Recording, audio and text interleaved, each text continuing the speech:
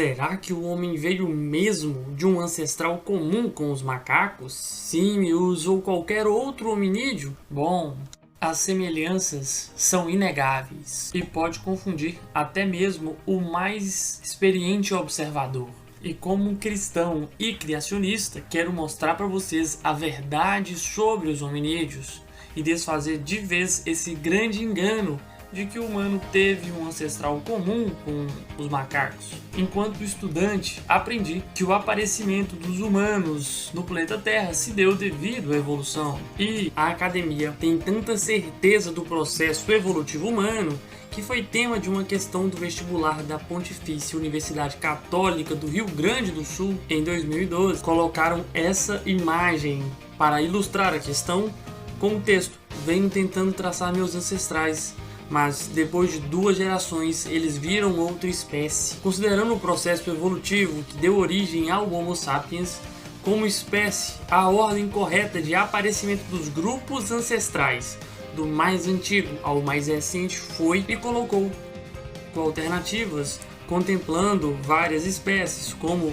Australopithecus afarensis, Homo habilis, Homo erectus, Australopithecus anamensis, Homo neanderthalis. Se o candidato quisesse ser aprovado no vestibular e estudar na PUC, deveria responder que a alternativa correta é a letra A. Portanto, deveria expressamente concordar que o Australopithecus afarensis, o Homo habilis e o Homo erectus estariam na linha evolutiva do homem. Se o jovem estudante desejar entrar na faculdade para conquistar um futuro profissional melhor, deve estar programado para concordar com algumas questões sensíveis sobre a origem do Homo sapiens. Diversos outros vestibulares trataram do mesmo assunto, sem levar em conta qualquer dificuldade ou dúvida sobre a teoria.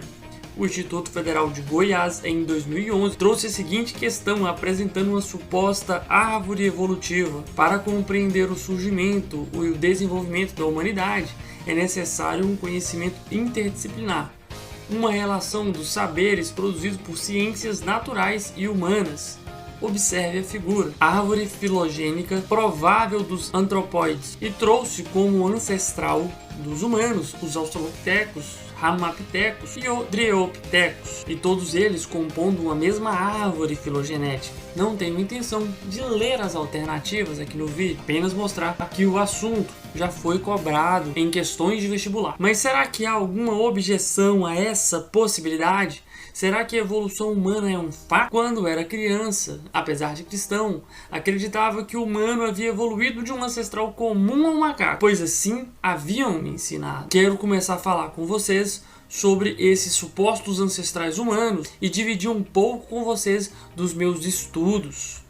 Quero começar falando sobre o Ramapithecus. Os estudiosos David Pilbeam e Elvin Simons analisaram a parte de mandíbula e alguns dentes encontrados e concluíram que suas características levavam a crer que se pareciam com as dos humanos, o que chamou a atenção de todos para a nova descoberta, batizada de Ramapithecus. E após análise dos dentes, concluíram que se tratavam de um ancestral humano, apesar de analisar apenas alguns dentes. De acordo com a Enciclopédia Britânica, Simons, que era professor em Yale, entendeu que o fóssil representava a primeira divergência entre humanos modernos e macacos, o que foi fortemente aceito pela comunidade de paleontólogos da época e por seu aluno, o apoiador David Pilbeam. A recente descoberta tinha o poder de movimentar multidões e de convencer os acertos da teoria de Darwin. Nas décadas de 1960 e 1970, o Ramapithecus foi considerado um gênero distinto que foi o primeiro ancestral direto dos seres humanos modernos, Homo sapiens. O livro As Primeiras Civilizações inicia a problemática do Ramapithecus, o chamando de o patriarca, e afirma: há hoje uma crença que cerca de 12 milhões de anos atrás viviam em diferentes regiões da Europa, Ásia e África pequenos macacos, não mais de 1 metro de altura, cujo desenvolvimento teve importante significado com relação ao homem. Seria então o Ramapithecus a prova que os evolucionistas tanto esperavam, em 1960, a carreira meteórica do novo brinquedo dos paleontólogos atingiu seu ápice. Apresentado ao público, o Ramapithecus era a bola da vez, e com toda a propaganda e fama de elo perdido, David Philbin e Elvin Simons trouxeram a revelação que todos os evolucionistas esperavam: o Ramapithecus é um antecessor do homem. Para os evolucionistas, a corrida pela fama evolucionista é acirrada e são muitos que querem alcançá-la, mas as peças do quebra-cabeça eram poucas e não dava para formar uma imagem muito nítida. Afinal, dos Ramapithecus só foram encontrados alguns dentes e uma mandíbula. Isso seria insuficiente para se dizer muita coisa. Apesar de ter encontrado apenas alguns poucos dentes, já tinham feito afirmações assombrosas sobre a criatura. Com 12 anos de estrelato, o Ramapithecus encontrou o declínio da fama. O Dr. Robert Eckhart, da Universidade da Pensilvânia, que estudou o tema e se questionou sobre a possibilidade do novo rockstar da paleontologia poderia ser um ancestral do homem, afirmou: se se considera o fator de variabilidade genética, a resposta é não. Portanto, o teste genético foi definitivo. O Ramapithecus não possui os traços genéticos esperados de um suposto ancestral humano. Apesar da conclusão dos estudiosos que, através de análises genéticas, concluíram que o Ramapithecus não é um predecessor humano, continuam ensinando como se ele estivesse na nossa linha evolutiva, sem apresentar qualquer dificuldade à teoria. Por exemplo, o site infopedia.pt afirma: admite-se que este gênero descenda de Dryopithecus e seja provável ancestral do Homo sapiens. E não é difícil encontrar na internet uma centena de sites apresentando o Ramapithecus como um parente distante.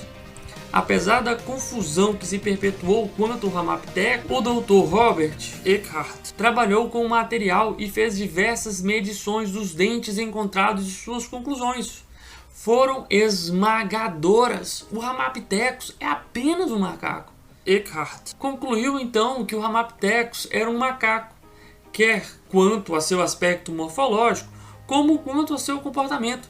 Mais tarde, essa conclusão de Eckhart foi confirmada por outros cientistas que comprovaram que a arcada dentária do Ramapithecus era igual à dos macacos.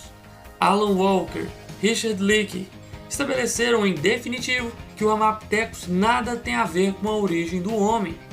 Após alguns poucos anos sob os holofotes, o Ramapithecus perdeu fama, mas sua confusa história continua sendo contada e sendo apresentada em livros de biologia como sendo um ancestral humano, sem citar qualquer dificuldade ou objeção à teoria da evolução. Por fim, em 1976, Philbin encontrou uma mandíbula inteira de um Ramapithecus, então tudo se confirmou.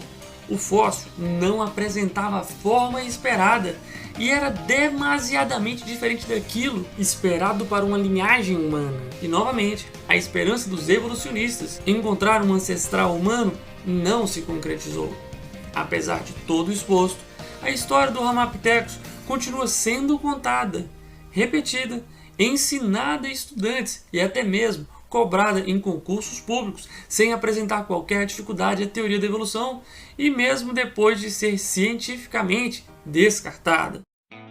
No vídeo de hoje falamos exclusivamente sobre o Ramapithecus e como a ideia de que ele foi um ancestral humano é totalmente descartado pela ciência. Nos próximos vídeos falarei sobre outros fósseis como Australopithecus, os Homo habilis, os Neandertais, sempre trazendo evidências científicas contrárias à teoria da evolução e favoráveis ao criacionismo, conforme a Bíblia nos ensina.